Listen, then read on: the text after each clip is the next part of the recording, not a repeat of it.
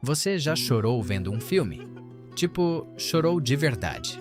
Lágrimas escorrendo, aquele nó na garganta, a sensação de luto genuíno.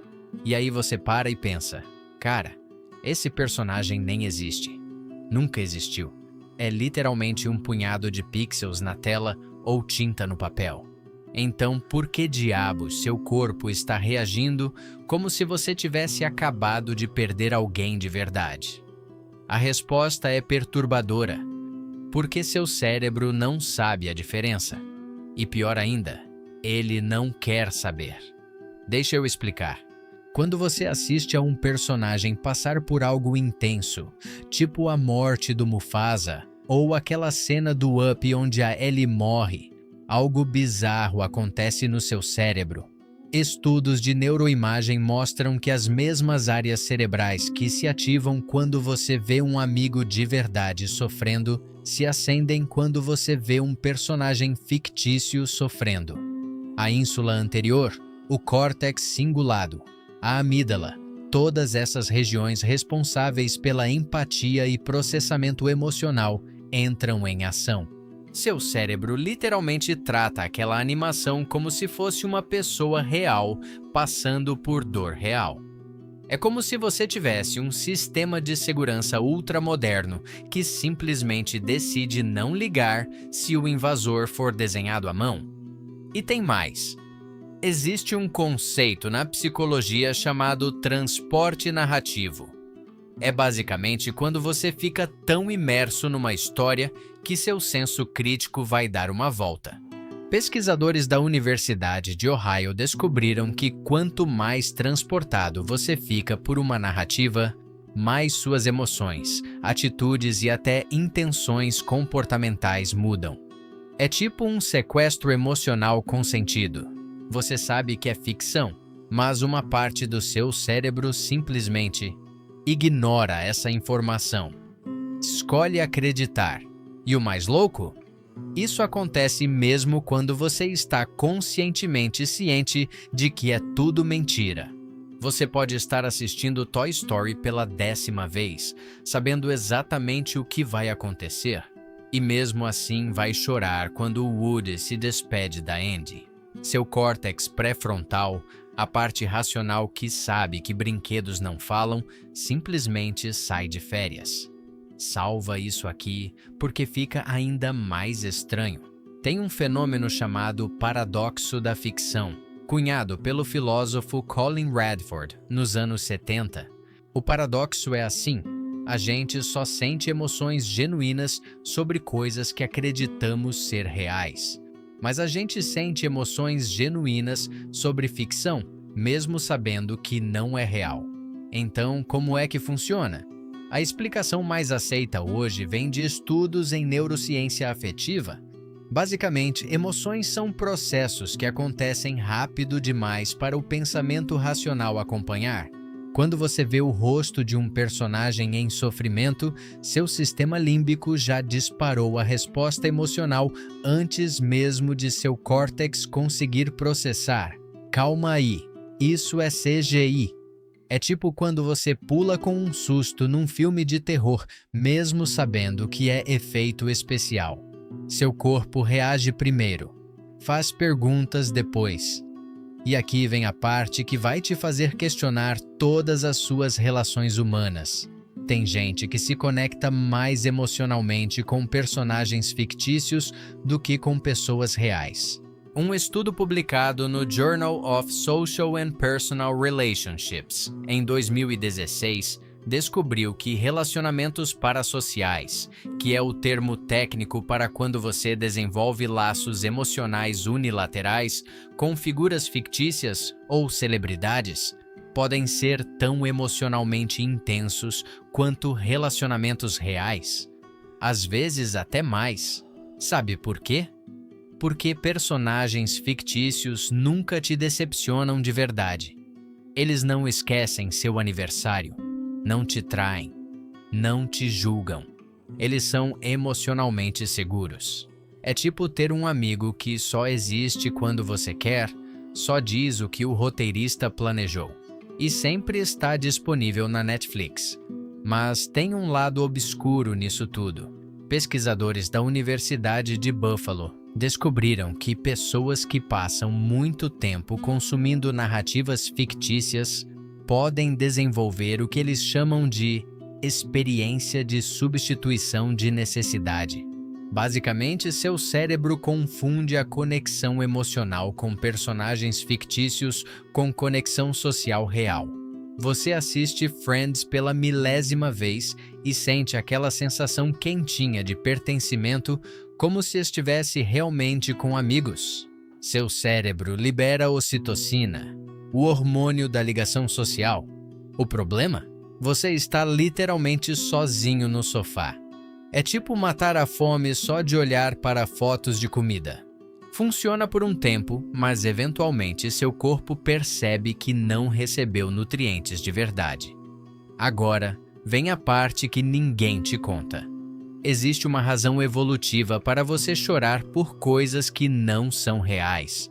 Nossos ancestrais sobreviveram porque desenvolveram empatia extremamente sensível. Se você via alguém da sua tribo sofrendo e não sentia nada, suas chances de cooperação e sobrevivência em grupo despencavam. Então a evolução nos deu cérebros que erram pelo excesso de empatia, não pela falta. É melhor seu cérebro te fazer chorar por um desenho animado do que te deixar indiferente quando alguém de verdade precisa de ajuda. Nosso sistema emocional é tipo aquele alarme de carro que dispara com qualquer ventinho, porque é melhor 100 falsos positivos do que perder o único momento em que o perigo é real. Mas aqui está o clímax dessa história toda. O detalhe que vai te deixar olhando pro teto às 3 da manhã. Você chora mais facilmente por personagens fictícios do que por tragédias reais. Isso mesmo. Um estudo da Universidade de Pensilvânia comparou respostas emocionais a narrativas individuais fictícias versus estatísticas de tragédias reais. Resultado?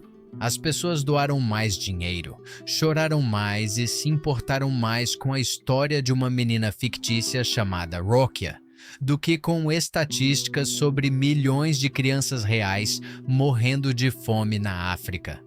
Os psicólogos chamam isso de efeito vítima identificável. Nosso cérebro simplesmente não processa números grandes. Ele processa rostos, nomes, histórias. Um personagem bem escrito com arco narrativo completo ativa mais empatia do que 10.000 mortes abstratas num noticiário. É perturbador, mas faz sentido evolutivo. Nossos ancestrais viviam em grupos de no máximo 150 pessoas. A gente nunca desenvolveu a capacidade emocional de se importar com milhões. Então a gente chora pelo cachorro que morre no filme, mas rola a timeline de tragédias globais enquanto mastiga pipoca. E tem outro detalhe sinistro: roteiristas e escritores sabem disso. Eles exploram esse bug no seu sistema emocional de propósito. É por isso que personagens adoráveis morrem em momentos calculados da narrativa. É por isso que você recebe exatamente 120 minutos para se apegar antes do sacrifício final. Existe uma fórmula. Dan Harmon, criador de Community e Rick and Morty, literalmente desenhou um círculo de estrutura narrativa baseado em estudos de Joseph Campbell sobre mitologia. É uma receita para hackear suas emoções. E funciona, toda vez. Aquela cena do Homem de Ferro estalando os dedos em Ultimato, calculada ao milímetro. A Pixar tem reuniões internas chamadas Brain Trust, onde eles literalmente testam em que momento exato você deve chorar. Eles medem, ajustam, reescrevem até acertar o timing perfeito para quebrar você emocionalmente. Você não está só assistindo entretenimento. Você está sendo emocionalmente manipulado por uma equipe de profissionais treinados em neurociência narrativa. E a cereja do bolo? A gente adora isso. Procuramos ativamente experiências que sabemos que vão nos fazer chorar. Pagamos ingresso de cinema caro para sentar numa sala escura e ser emocionalmente destroçado por 2 horas. Existe até um termo para isso: catarse. Aristóteles já falava disso há mais de 2000 anos. A ideia é que experimentar emoções intensas através de ficção é tipo uma limpeza emocional. Você libera sentimentos represados num ambiente seguro, onde nada de mal pode realmente acontecer com você. É terapia disfarçada de entretenimento. Você chora pela mãe do Bambi, mas na verdade está processando suas próprias perdas, seus próprios medos, suas próprias vulnerabilidades. O personagem fictício é só o pretexto. O choro é real e necessário. Então, por que choramos por personagens que nem existem? Porque somos máquinas de empatia construídas num mundo pequeno, tentando funcionar num universo de informação infinita. Porque nosso cérebro prefere errar pelo excesso de sentimento do que arriscar não sentir nada. Porque histórias são a forma como a gente sempre processou o mundo, desde que sentamos ao redor da primeira fogueira. E porque, no fundo, personagens fictícios são reais onde importa, dentro da nossa cabeça.